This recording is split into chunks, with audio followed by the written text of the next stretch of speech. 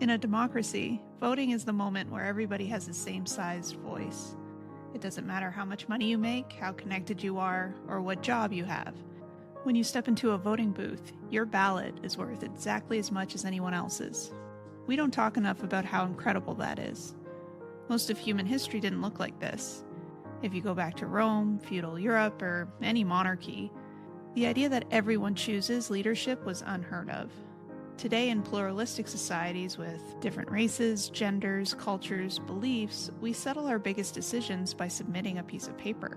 That's a peaceful transfer of power built on trust. And protecting that trust is the entire point of free and fair elections. There are three main pillars here. The first is access to voting.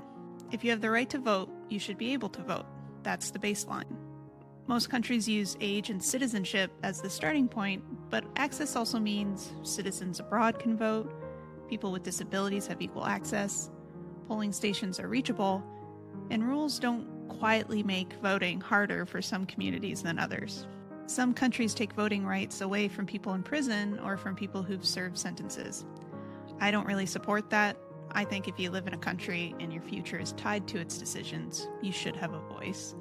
Access isn't just logistics, it's dignity. And the second pillar is how votes are counted. Not every democracy counts votes the same way. Some use most votes wins, some use ranked ballots, some use proportional systems, some have runoffs. And sometimes the person with the most votes can still lose. That can frustrate people. It can also confuse them. I'll do a full video on voting systems later, but for this series, the key idea is simple. Different counting systems lead to different outcomes, and depending on your values, you might support your country's system or strongly oppose it. Both reactions make sense. What matters is that the rules are clear and applied fairly. And the final pillar is trust in the process. This is the pillar everything else rests on.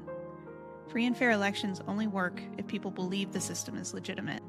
Trust is the oxygen of democracy. Without it, everything becomes unstable. If people start believing that elections are being cheated or stolen, they stop seeing the government as legitimate.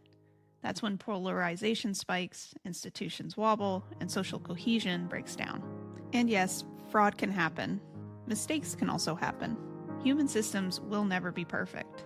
That's why we need strong protections. Independent oversight, transparent counting, audits, multi-party observers, and procedures that don't rely on whoever currently holds power. Oversight should never be run by the same people whose jobs depend on the outcome. It needs independence, distance, and transparency. But there's another part to this, and it's where some real danger sits. When leaders claim election fraud without any evidence, they cause real harm. Not confusion, not questions, harm. People believe them simply because they hold power. That's the weight of the office. Using that authority to spread doubt without proof weakens a core pillar that holds society together. There's a difference between investigating real issues and sowing distrust because a result wasn't what you wanted. One protects democracy, the other corrodes it. Accusing fraud without evidence isn't raising questions, it's a deliberate attempt to create chaos. And doing it for personal gain is unethical and damaging. We should protect elections from actual wrongdoing and also from manufactured distrust. Both matter. When elections are fair and trust is strong, something rare happens. Power changes hands without violence. No tanks, no clashes, just a result and a transition. That tradition only survives when people trust the vote. For me, voting isn't just a civic duty. It's one of the most powerful things people do together. Every vote says, I have a say in how this place is run. And when millions of people across every background, belief, and identity participate peacefully, it's one of humanity's most hopeful achievements. That's why free and fair elections are worth protecting.